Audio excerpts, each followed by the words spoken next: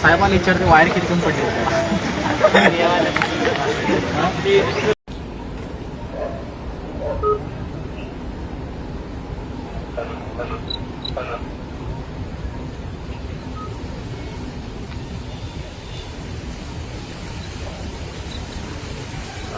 पड police station हद्दीमध्ये एक तरुण युवक राहणारा व्यक्ती तो त्याच्या वैयक्तिक कारणासाठी एका मोबाईलच्या टॉवरवरती चढून त्याच्या मागण्या करत होता.